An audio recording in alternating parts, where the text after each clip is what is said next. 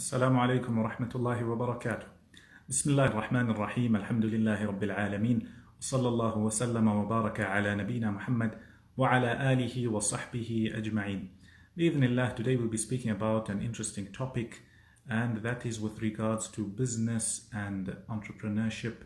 بإذن What's important to mention is that a lot of the Sahaba radiallahu anhum were business people, and they had their own incomes, and they were people who worked hard. So not only did they have the deen side to it, the religious side to it, yes, they were the best of creation, but also when it came to the dunya, they also worked hard. A lot of them, they were those who chose after they had fulfilled whatever they needed. They were not a burden on anybody else, then they had chosen to live minimalistic lifestyles or not really go out to earn. And there were those who went out to earn, and they became some of the wealthiest of people. جميعا.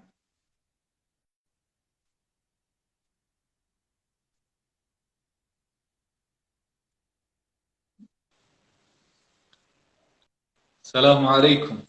وعليكم السلام ورحمة الله وبركاته. How are you, Sheikhna?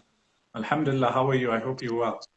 Alhamdulillah, I'm well and in good spirits. We hope the viewers are well as well. Alhamdulillah, inshallah, we hope everybody's well. Inshallah, today we'll be speaking about an interesting topic. We've touched on it many times, and with just a short and brief introduction, and then we want to get straight into the actual doing and the know-how of it, inshallah.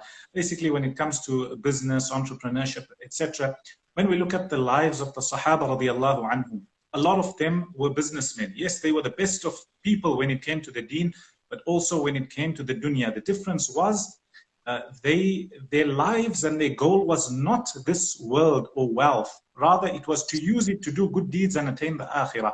And just one example that always stands out for me is Uthman ibn Affan radiallahu anhu was promised Jannah on several occasions. But two of these occasions were because of his wealth. Both in Sahih al-Bukhari. On one instance, the Messenger sallallahu alayhi wasallam said, whoever buys the well of Ruma and gives it to the people. Basically, at the time when the Muslims came to Medina, they didn't have water, and the person who owned the well didn't want to give it for free, and he made it very difficult. So the Messenger sallallahu alaihi wasallam says, whoever buys this well, then he will get Jannah. So imagine your whole life. We are all living, bi'idhnillah, we are all trying to get to Jannah. Imagine the Messenger sallallahu alaihi wasallam stands up and he says, whoever does this good deed will get Jannah immediately. Everybody wants to do it, but not everybody can do it, because this needed not only somebody to have iman and belief, but they also needed wealth. So Uthman ibn Affan radiallahu anhu in this instance was somebody who had wealth, and he was able to buy the well. Another thing, when it comes to the army of Usra, the Messenger sallallahu alayhi wasallam again says, as in Sahih al-Bukhari, that whoever prepares this army, he will be given Jannah. Again, we hear about Jannah. Everybody wants to get Jannah. But along with Iman, what was also required was a person to have wealth, and Uthman ibn Affan radiallahu anhu had this wealth. Yes, absolutely. We find Islam promotes a balance between the dunya and the akhirah. So, of course, your primary goal and focus should be the akhirah. But we find even in the dua of Rasulullah sallallahu alaihi wasallam, we would say, رَبَّنَا آتِنَا فِي الدُّنْيَا حَسَنَةً وَفِي الْآخِرَةِ حَسَنَةً وَقِنَا عَذَابَ النَّارِ.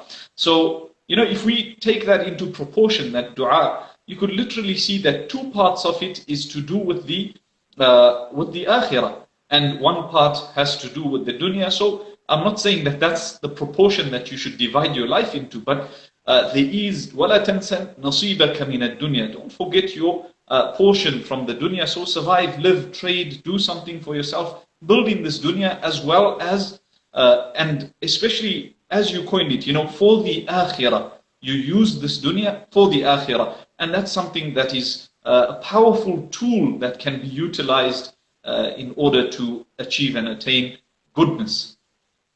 Shaykhana, I think this topic, it means a lot to the both of us. And if somebody had to ask us, a lot of people would look at us and they would think, okay, it's strange. Why are they talking a lot about business or a lot about wealth, etc.? For me, I think if you look at wanting to do things in life, we're not saying you have to have wealth, but wealth helps a lot. And in certain instances, you need wealth to do certain things. So you can't go begging, or you can't sustain certain things without wealth. That's why if you look at some of the decisions the Messenger sallallahu alaihi wasallam made, yes, there was, obviously it was for Allah subhanahu wa ta'ala. There was a community benefit, but there was also an economic benefit. I give you a few examples. One of them being when it came to the mu'akha, pairing between the muhajirun and the ansar. People from Mecca, so many people have come. They've come into a foreign land. They've got nothing. The Messenger sallallahu alaihi wasallam pairs them with people. Yes, it was good that somebody had another brother.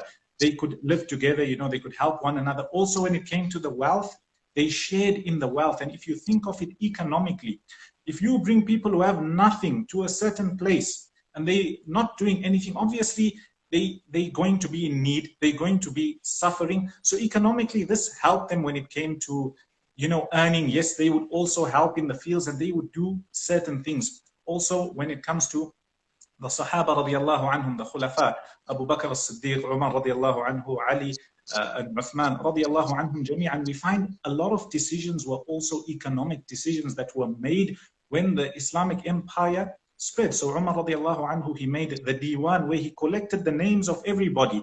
So when they used to give them wealth, etc., he knew who was given what and how much were they given. And this was according to their level. What's this? This is to do with wealth. This is to do with economics, so to say.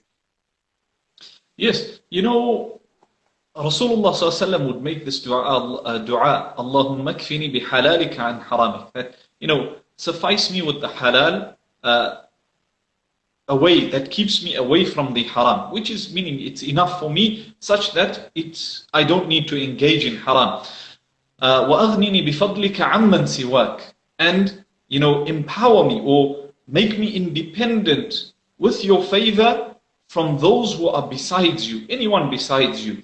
So, in and of itself, if you look at the dua, one part of it would be economic and financial independence, where you earn that independence and you've got it such that nobody can tell you this is what you're going to do, this is how you're going to live your life, this is where you're going to be at such and such a time, and this is where you're not going to be. So that's one part of, I think, the drive for a lot of people to try and earn their financial independence, where they want their freedom, so to speak.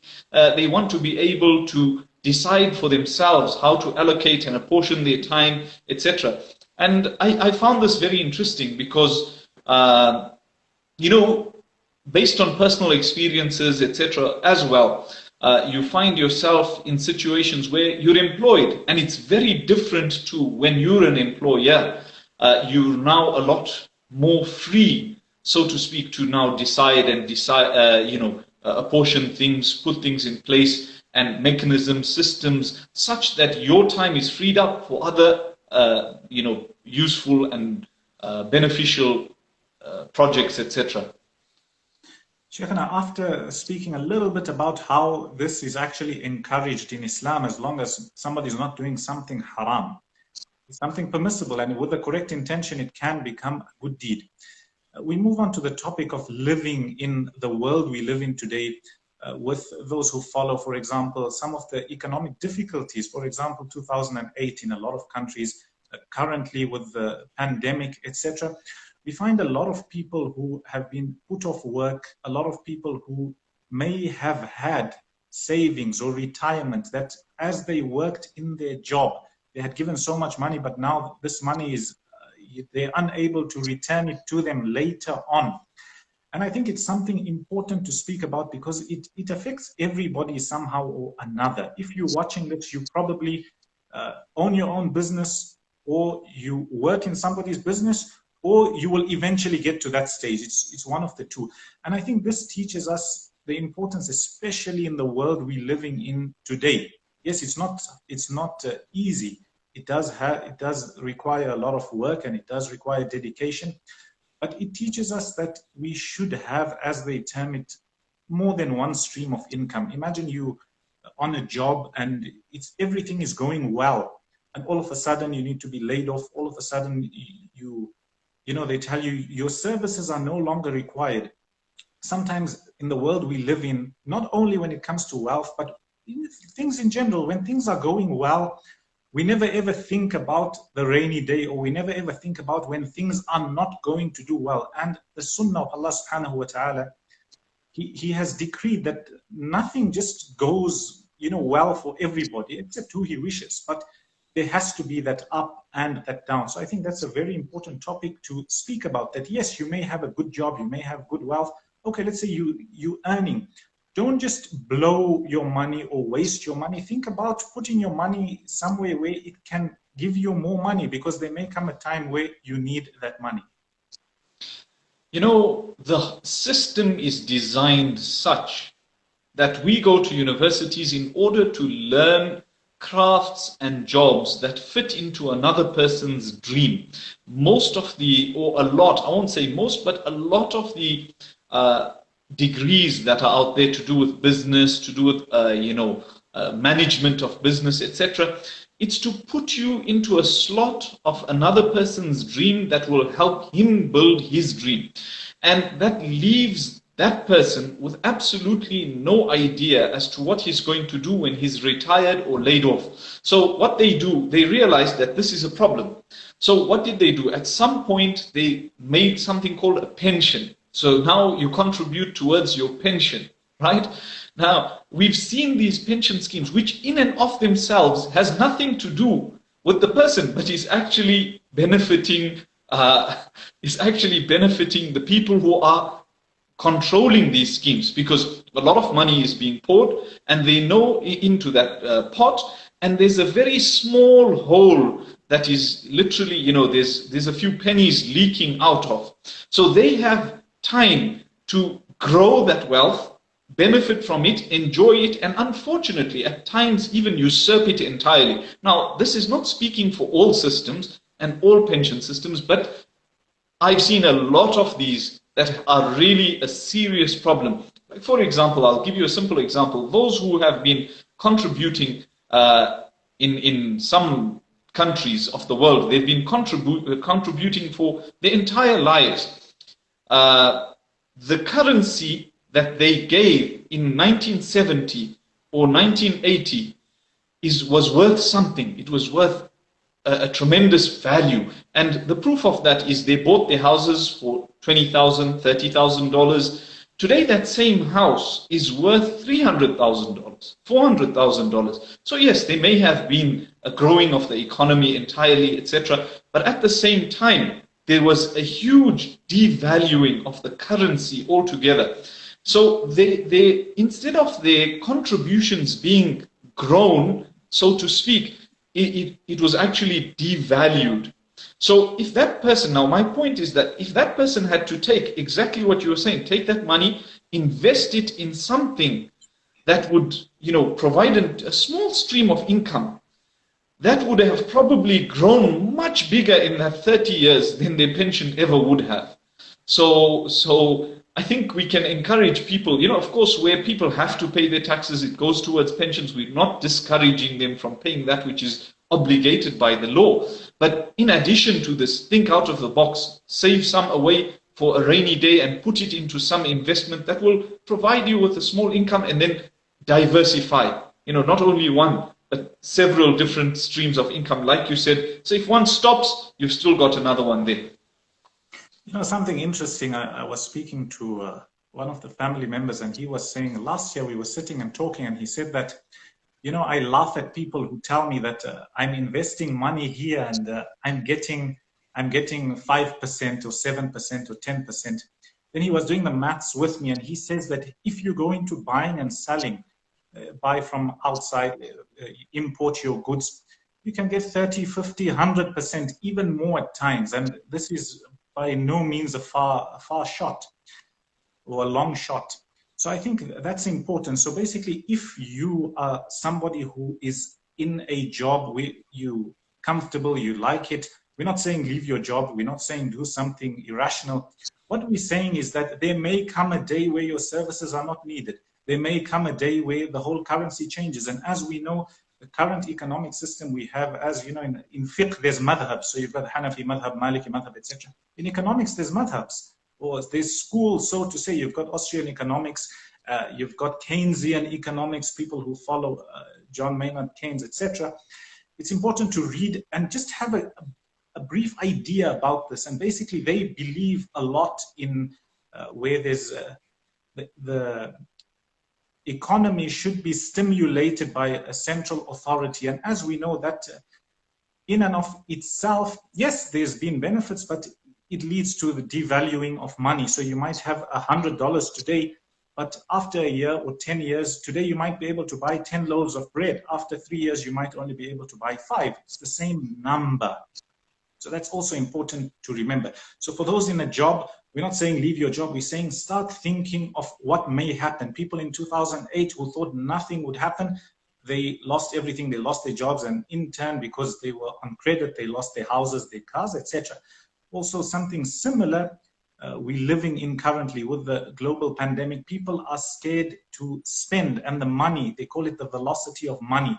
Money is not moving from people's hand, from my hand to your hand to everybody else's hand, for example, fast enough.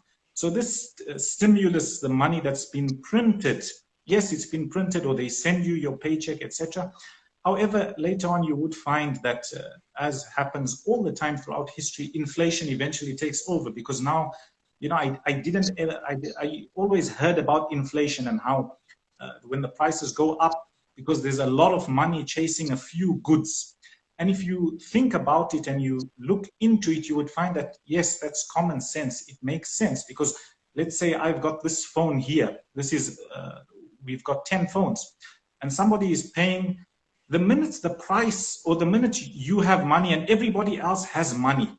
I don't have enough to carry on producing more phones. So what do? I raise the price to hold on to my stock. So more and more and more money, the prices carry on going up. So it's important to mention these few things as Muslims before anything else, and as human beings. Yes, also sitting on liquidity, like you mentioned, you know, the value, it's established that the value of currency keeps going down, okay? So if we know that it's going down, then to hold on to cash would be a mistake. And today it's not even cash, it's in your bank account. It's an amount which is just a figure.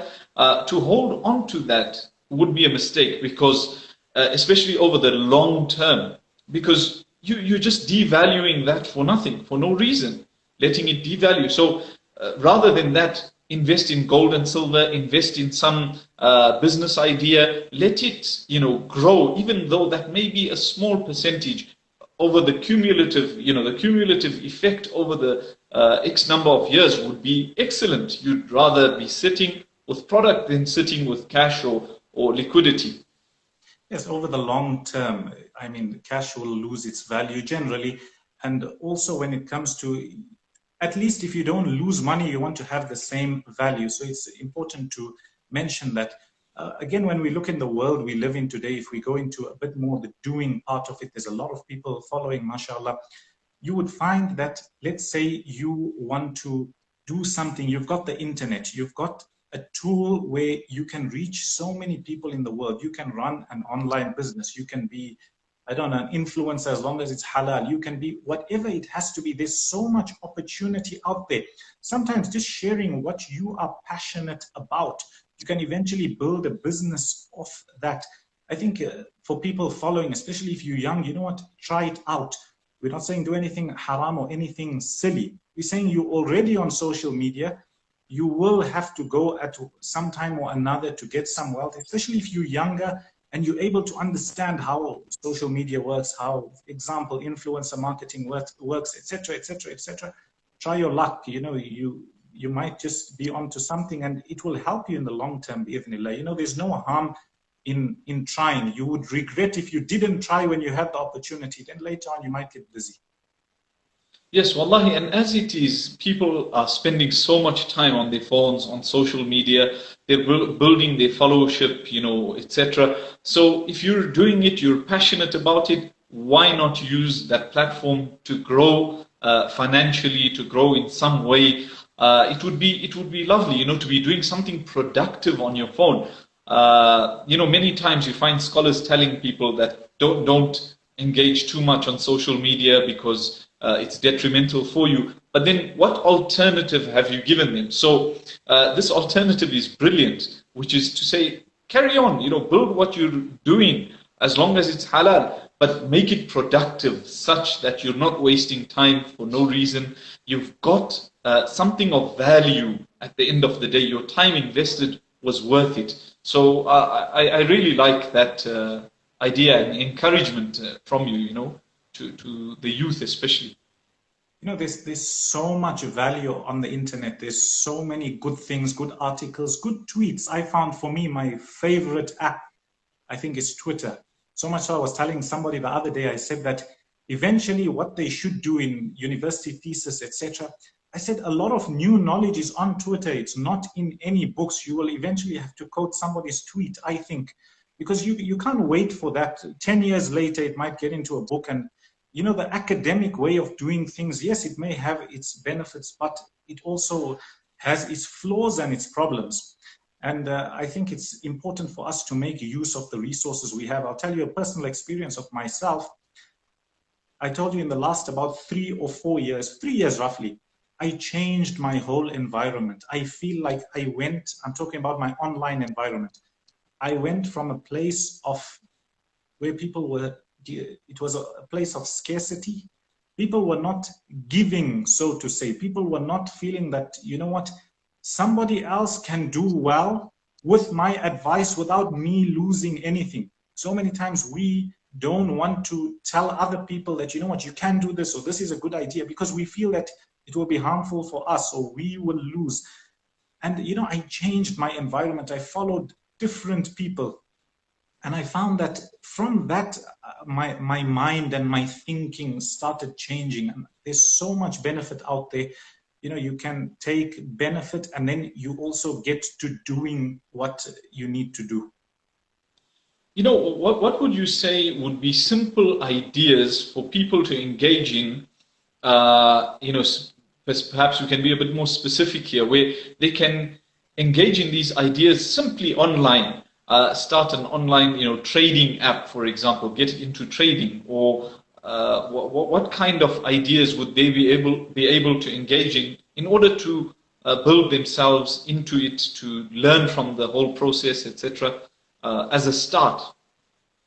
You know, to be very honest, I'm not into trading, and I'm not bringing anybody down who's into trading. But if you read the statistics, let's say after it's halal or whatever's halal, etc., you would find that generally most people lose money and they don't make money. And you must remember that there's 2 types of businesses. There's, or we could say business is of 2 types when you want to make money. There's that way you put your money and then you're hoping. So this, you're waiting for the market to change, or you're waiting for something to go up. It's completely not in your hands. Whether it goes up, whether it goes down, you've got no say in it. Then there's another type of business where, yes, it's more in your hands after the permission of Allah subhanahu wa ta'ala.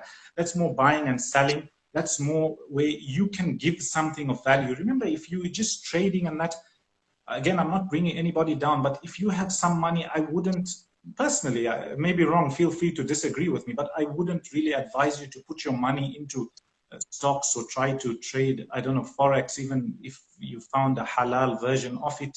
And there's a lot of, you know, detail into it, where if you're below 100,000, are you really trading Forex, or are you just getting exposure to price, etc. Let's say after all that detail, and let's say it's halal, if you found a halal alternative, you're not really going to make money. Think about it. If you're trading US dollars and pounds, and it's moving only a few cents every day, and you're not trading on leverage, and you've got your $100 or $200, and after fees, etc., I don't think you're going to be making a lot of money.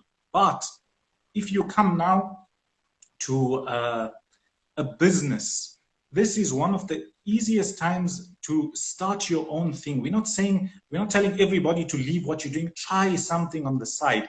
Again, now we can come to this business. There's 2 types of it. Somebody who's selling physical products. If you're an individual, let's say you're a student, you're somebody in college, you don't really have time. Yes, you may find a good deal in your wholesaler. You might find something from China you want to sell, etc., etc. But remember, you've still got to put capital down unless you drop shipping. And then you've still got to worry about your fulfillment. So, for example, if you speak to China now, people in China, they will tell you, those who had websites and were shipping out of China, because of the current pandemic, Shipments are delayed for 30, 60, even 90 days. So a lot of people lost a lot of money, or a lot of people went out of business. The second best alternative, I think, especially if you don't have much time, is to think of selling digital products, online products. That could be your ebook or your course, and then going into consulting. Another interesting thing I'll tell you, and for those who, sorry to digress, but I think if you really want to have a good idea of business online businesses, you should read the Secrets series. It's by a guy called Russell Brunson. And he speaks about the dot-com secrets, where the internet part of it, how to get yourself, how to do the actual building blocks. And the expert secrets is yourself, putting yourself as a speaker, as the authority figure. Then the traffic secrets, which came out recently, is how to get people into there. And one of the things he mentions is that when they used to sell before, sorry, Sheikh, I'm talking a lot, but no, please. When they used to sell before, right? They would sell products. Let's say you've got this phone is $10, for example. After you paying for an advert, you're getting somebody in, and let's say you sell it for $10 and your advertising cost was $5, so you're making $5, right? But the advertising cost can go up. As anybody who uses Google and Instagram and any social media knows, that the algorithm changes. What was allowed today won't be allowed tomorrow, etc. So you're at the mercy of these platforms. You're at the mercy of these platforms. So what he eventually says, that what we learned is, if you want to have a good online business, and that's any business in general, you must have a value ladder. A value ladder. I'm speaking in a lot of detail, but for those who are able to follow, you can follow, and for those who can reference, they can reference. And you would find a lot of people do this. So you selling something, you get somebody in the door to your product, and they selling you selling this phone for $10. After that, it doesn't stop there. They say a buyer is a buyer is a buyer, which means if somebody buys from you once, they're more likely to carry on buying and buying and buying from you. The only reason they stop buying, or they only stop buying for two reasons: if you insult them, or if you stop selling them. That's why if you look at things, somebody who's selling a $100 product, there'll be people who buy. Somebody who's selling $1 million product, there'll be people who buy, not as many. So again, they have a concept called a funnel, so to say. And this funnel, you would find that if I tell you this, then you would notice a lot of people who you're following now. They'll tell you, for example, like, we giving you this free ebook, come and sign up, or we giving you this thing for free, come and get it. Basically what they're doing, they know that you currently belong on Instagram or Facebook. They don't have direct access to you. They want to get your direct email or direct phone number, so they can get to you directly, right? So they will give you this thing of value. In exchange for your email address, they've got a customer. They eventually will sell you slowly, slowly, slowly, and you find an email sequence, and you find they'll send you an email every day, or they'll have this and this and this.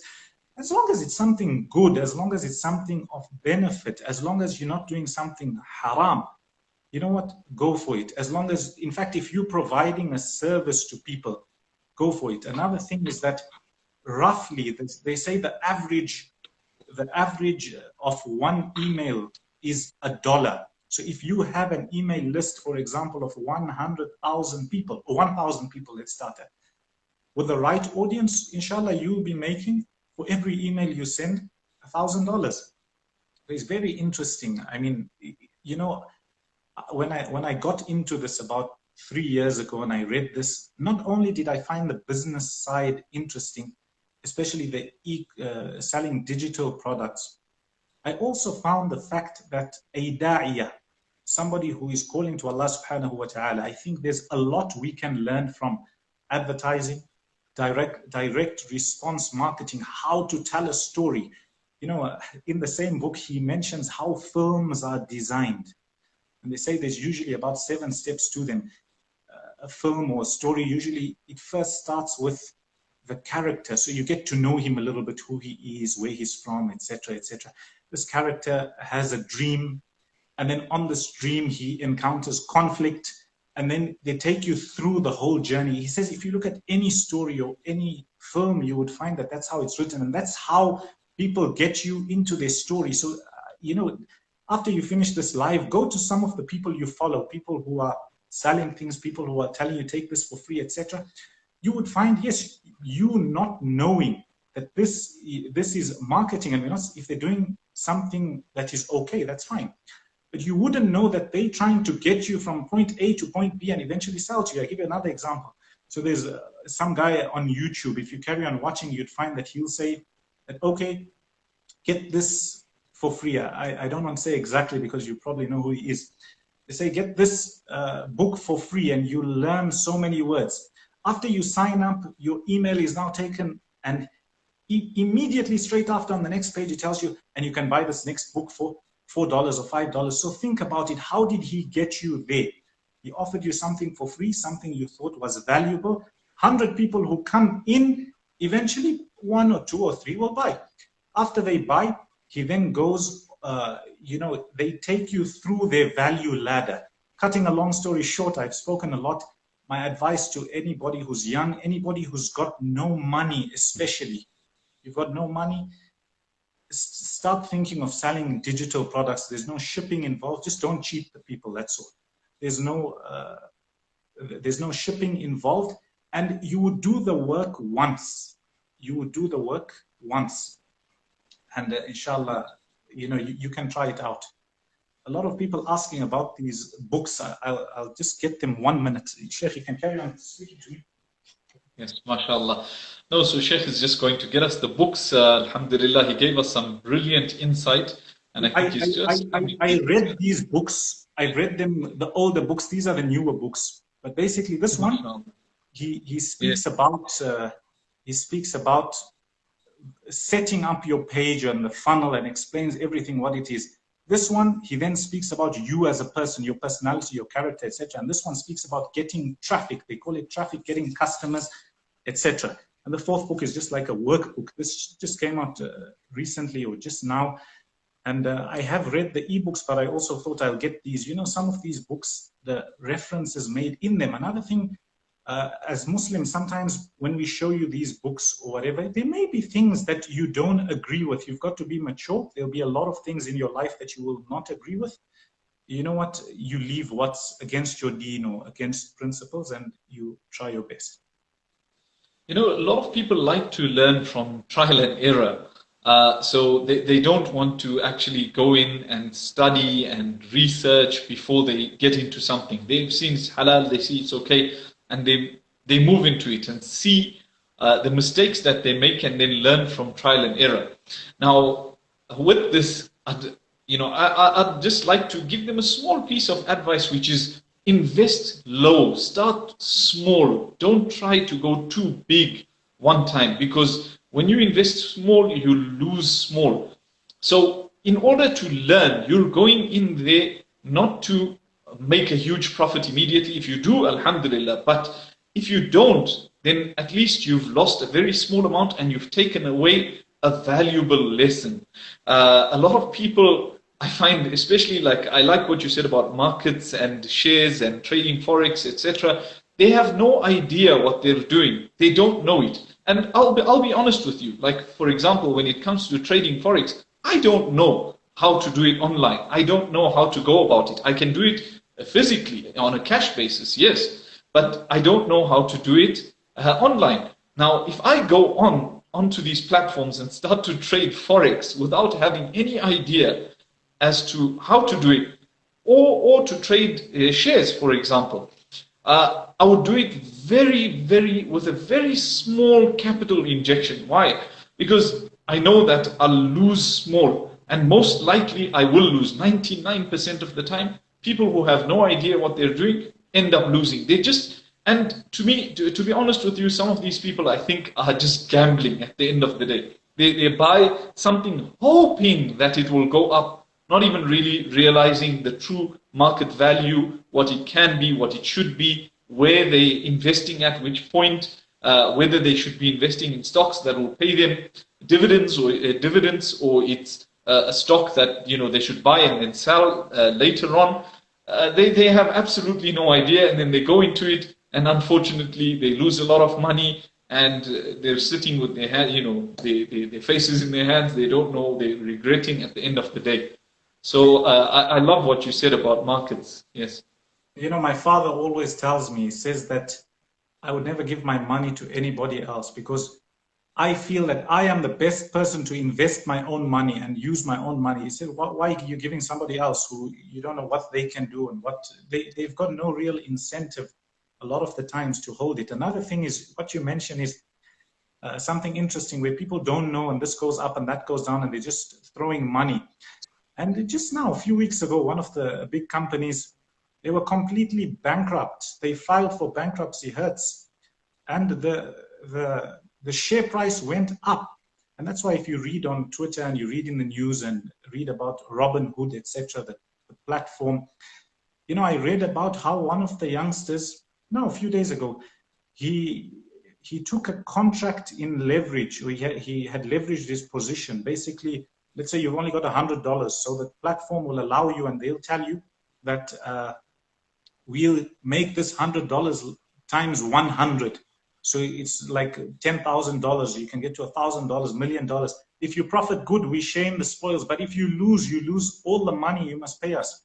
So there must have been a glitch or something, and he thought he had lost on the trade, and he thought that he was in debt $700,000. And he then committed suicide, not realizing that after everything was done and that glitch was fixed, he was actually in profit $16,000. Shoo. Yeah.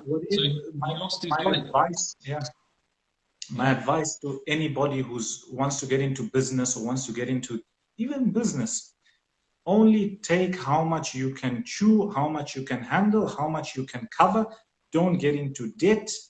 As we mentioned now with online, with Instagram, and that you can make a digital product without going to get money from everybody else.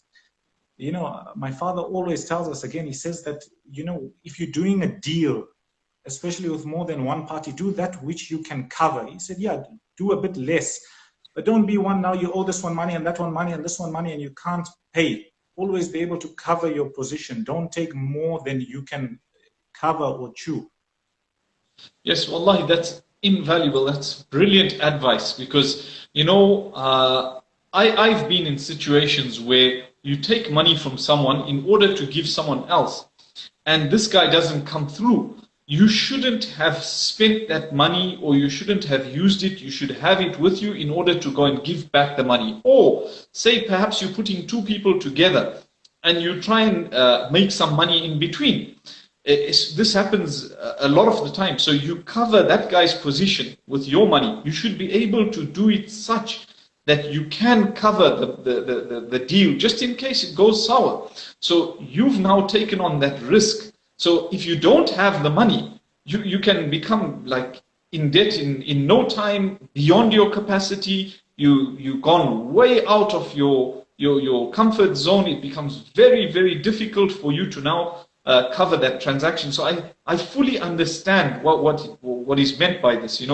I've seen many people doing it the other way and then making mistakes and going wrong. Just recently, I was speaking to someone, and he's just what they call wheelers and dealers in Zimbabwe, right? He's just a wheeler and a dealer, and he just disappeared from the streets completely. Nobody knows where he is, what's happened. And then later on, I found out that he owes people money. So he's gone AWOL, literally. He had to disappear because of the money that he owed.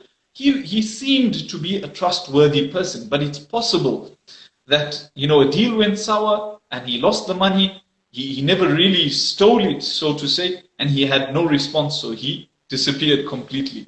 So this rings true with me when you speak about this. What's also possible, there's in business, whoever knows, there's good times and there's bad times. And a lot of times people forecast according to the good times. So again, taking this phone, let's say in the good times, we can sell it for $10 and I buy 100 pieces with borrowed money. I'm basing my forecast that I'm going to make so much profit on the fact that I'm selling this phone at $10. Later on, you may not know.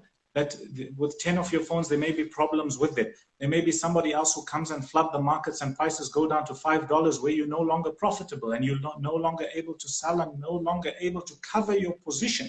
So a lot of the times we find that what happens is when people lose money, yes, sometimes they're completely dishonest, right? Other times they've only forecasted in the good. We're only going to sell this for this much, not knowing that the market changes or the whole business cycle changes a few months later or 1 year later. So that's also important to mention. Yes, wallahi, someone's mentioning borrowing to start a business. They've mentioned from a bank. We don't want to. Let's take out that part of from a bank in order to make it to be on the safe side Islamically. Would it be advisable to borrow to start a business? Look, you know your situation best. You know who you're borrowing from. At times, your parents, they may be well off and they may give you money.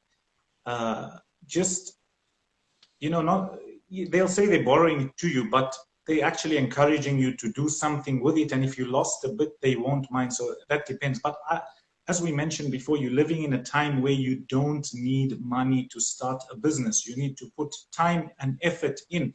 I was listening to somebody out there. I don't really want to mention his name, but only because he doesn't have the cleanest of language. But he speaks about, you know, when you start an Instagram and you want to grow, basically you want to sell products and that on Instagram. He talks about the $1.80 strategy. Basically, he says, you have a target market. Let's say you're selling phones. Go to the top hashtags, look at the top pictures, start putting your 2 cents in the comments, leave things. So people will eventually look at you, they'll find you, you get exposure. It takes time. It takes effort. It takes being rejected hundreds and thousands of times. But what my point is that you can do it without borrowing money. Try your best not to borrow money. Yes, we're not saying it's completely not allowed.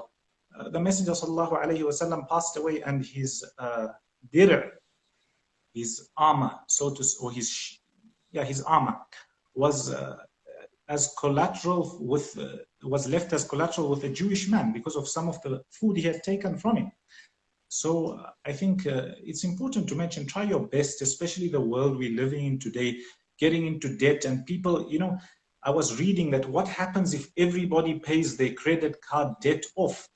The system is designed such that if everybody pays their debt off, that spells total disaster. They need to make you carry on going into debt further and further and further and further. So the system carries on. So they'll tell you, okay, you know what, you owe us 100,000. People tell you, you owe us 100,000, you can't pay. Okay, you know what you do? We'll give you so long, but pay us more or give us equity in your business or give us this. And especially if you can't pay off, it becomes very hard.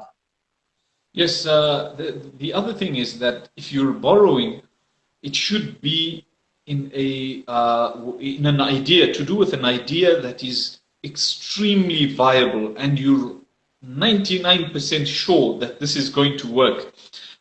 Because if you don't and you lose and you have no way to pay that back, it becomes very, very difficult for you. You suffer anxiety, you can suffer stress, you can go through problems, difficulties, solely based on something that you never needed in your life. It was something over and beyond necessity. Because, you know, starting a business is not necessity. You can have a job and start a business in conjunction with that job, where you have a normal income that is coming in, and at the same time you started some business idea that is working, it's slowly growing. Like you said, you need very little capital or no capital at all to start a business today. So I think if you want to borrow, then be sure of the idea that you're doing. You know it works. You've either tried it and tested it. It works. It's a system. Now all you require is the finance, the injection. And another way to do it would be to look for a person who has the capital but doesn't have the time or the know-how in business. And you can ask them that, look, I'm going to put my time in, you put the capital in, let's have a partnership. But again, partnership comes with its own issues and problems. So you've got to be careful as to how you structure your deals, how you go into business, what you do. SubhanAllah, it's something very, very interesting. Yes, I think two things I can add to that. The first is there's an interesting book called The Lean Startup. Basically, the idea is that, yes, you've got the idea, test it out with an MVP or minimum viable product. So you find somebody who wants to open a shop, for example. They then spend so much money on the decoration and the chair and the desk and this on all extras. They haven't even tested the idea. They're already so much in debt, or they already have lost so much money.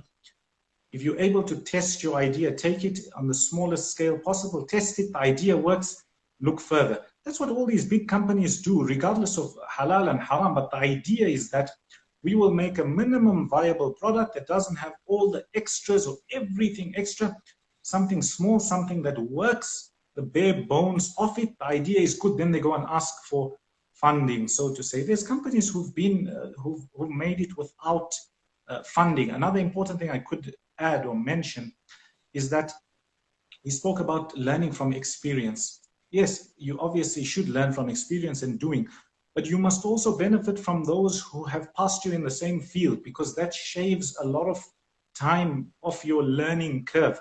So learning from this one having made this mistake, this mistake, this mistake, if you're going to get to the answer 5 years later or 10 years later or a similar answer, start learning from them or knowing things, hanging around with them, asking them questions. It might be online, the access we've got today, especially on a platform like Twitter, you would find that you've got access to some of the best minds. You message them, they reply to you. It's something amazing, something I find that, we should make use of this. Yes, I think there's people of different levels. So there's those who are, sad and in a difficult place, and we make dua and we ask Allah to help them. Then you get to a place where, okay, you're consuming nice content. So you come to social media to make you smile, and then, to have a better day, to see a few good photos, to catch up with people. And then there's another level of people who are builders, people who are using these platforms to come with, see a new idea into reality. And I found that being in a community of builders, you learn a lot. Yes. Something interesting is, I as much as there is a scope, this vast scope online, I actually prefer to do things physically. Why? Because, you see there's a joy that comes out of building something from scratch and then seeing it now slowly the wheels begin to turn. And now you reach a point where you no longer have to fuel it, it's fueling itself, and it grows, and it's actual physical, products that you're dealing with. It's either buying and selling, or it's manufacturing. There's a beauty to then going out advertising and finding physical people walking into your door. There's something amazing. But at the same time, I understand the value of the online presence. So you've got to have an online presence and build that as much as possible. And I think there's a dangerous point in business where people have now built something of value. It's now paying you something. It's the wheels are turning, and you reach a point where you become complacent, where you think that now I'm good, I'm set. And that's very dangerous, because now you've stopped developing, you've stopped growing, so to speak. You think that you're comfortable. Any business that is viable and it's it continues in the long term is one that innovates and continues to change with the times. So you should know the product that you're selling, what's coming next in the market. You should be, so to speak, I learned this from your dad. You should be the leader in the market. You should know the future of the goods in your field, what's going to be sold in the future. You should be knowing all of this. And perhaps your market is not yet there, but you should be the leader. You should introduce it, start it, innovate, change. The minute you feel complacent or you feel comfortable where you are, that I'm okay now, I don't need to develop and grow from here, your business is actually at risk of completely imploding or losing total value altogether. Speaking about the online and offline, I thought about it deeply and I realized if you online, or if you want to grow big, you will need that offline.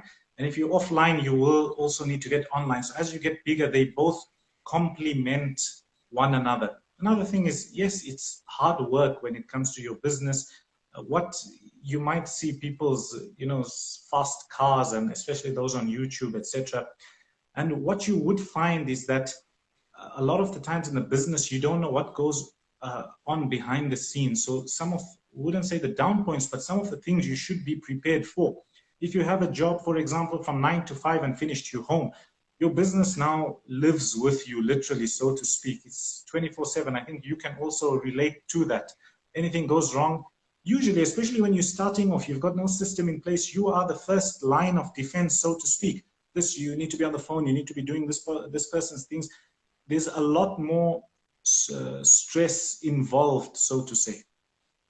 Yes, wallahi, there's a lot more stress initially, but as time goes, you will find yourself able to employ others in certain positions, put them and offload that stress onto them, so to speak. Offload that portion of work onto them, and that way you're able to grow. I'm against this idea of remaining a person who is extremely vital to the functionality of your business in the long term. Yes, you must be there, you must be overseeing things, but the more you have, the more you earn from this business, the more your money should work for you rather than you working for your money. Because ultimately, if you keep working for your money, I know a man, and I've mentioned this before, I think, I know a man who's now been in a shop for 10 years. He started behind his shop counter, dealing with customers one-on-one, taking money and giving them receipts, and he's still behind the shop counter today. But it's 10 years later and he's earned millions of dollars out of this business. He's grown phenomenally. My point is, why are you doing that? Why are you still working for your money? You can easily employ people who will work for your money and put strict measures in place such that you minimize theft and pilferage, etc. You just minimize it and reach that point. As it is, they're going to be stealing whether you're there or not. In certain places they don't care whether you're there watching them or you're not. They're going to be stealing. So you've got to minimize that theft and try and employ people who can do that job. How hard is it to have a cashier there? Collecting your money and doing your accounts at the end of the day by yourself, and then at some point you employ someone to do the cashing up for you as well, and then you look after them. You make sure that you look after them so they don't steal from you. So in order to grow, I think you've got to delegate. That's the word to be used. As your business grows, delegate and then work on other ideas, growing your business, that particular business, or growing another business. So as an individual, you grow as a whole, not only, you don't keep investing your time in the same small menial jobs that you started by doing at a time when you were required to do those jobs. You mentioned this, and I think, yes, if you want to grow, you need to decentralize power, so to speak. Yes, there's some people who just love the work, going to work, what we may see as difficult, that's what keeps them going every day. They just love being there. So that would be a bit different. But yes, if you want to grow, the small decisions, you've got to give it to somebody else to make. Somebody speaking about wealth being a test. Everything in your life is a test. Everything that you have a decision in is a test. That's why one of the pious predecessors, he says that when pondering over the story of Sulaiman alayhi salam, who had everything, Allah praises him and says, Ni'mal abd. And when pondering over the story of Ayyub alayhi salam, who was tested with the most difficult of tests, Allah subhanahu wa ta'ala says, Ni'mal abd, praising them both. And he says, and from there, I prefer to have afiyah and goodness than to go through difficulty. Yes, you will go through difficulty in life to a certain degree. Wealth is a test, but at the same time, poverty is also a test.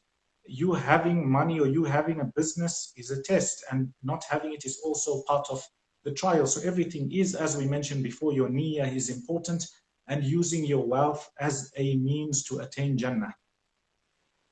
Yes, yes. Wallahi, you have people this ideology, or should I say stigma, that's attached to being wealthy or having money or pursuing money. And I don't think that in and of itself it's a bad thing. If, like you mentioned, the goal is the akhirah. And ultimately, even pursuing wealth in order to make yourself comfortable. You've got to live, you've got to survive. So you want to live in comfort. Some people want to live in luxury.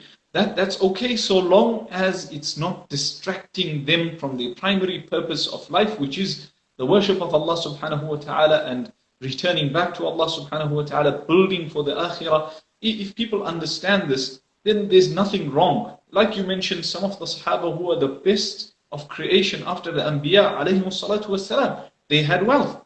This Nabi of Allah subhanahu wa ta'ala that you mentioned, he had wealth, he was wealthy, and he was, he was powerful, so to speak. But that didn't distract him from his primary purpose, which is worshipping Allah subhanahu wa ta'ala. I think on the same topic, it's important to mention that people or prices and a lifestyle differs from place to place, from country to country. What we may term as an expensive meal here, for example, would be counted as cheap in Zimbabwe because they're dealing with dollars, for example, if you had to work it out. So sometimes if you see somebody who may be driving a very good car, or they may have, let's say they're going for a restaurant, for example, and let's say there's somebody who is posting whatever online. Some people have different extremes, so to say.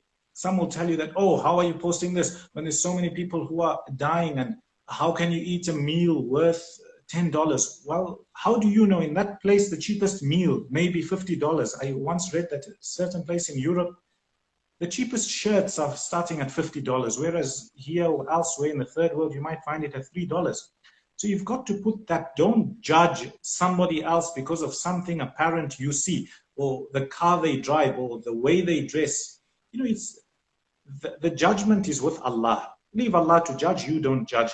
Your job as a Muslim is to have good thoughts of them and carry on. There's some people, that's why it's also mentioned by a lot of the ulama.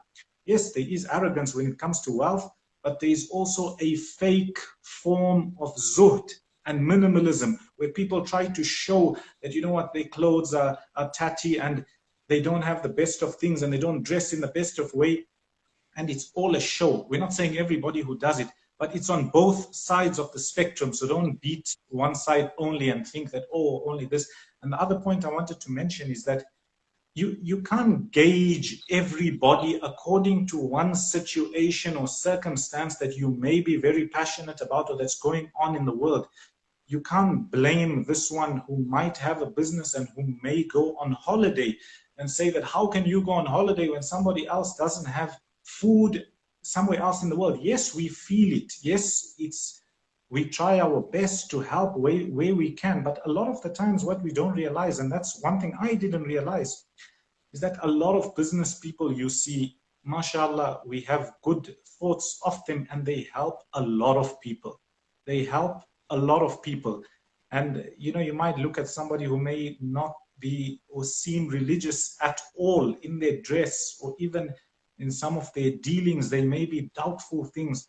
I found a lot of them to help a lot of people. Yes, wallahi, sometimes they're the driving force behind the goodness that we're engaged in, and we don't even realize it. Sometimes there's a mosque that you attend, or a madrasa that you go to, and the funding comes from a person who you've been criticizing all your life for, and we don't even know that this is the man that's been really the driving force behind the goodness that is there.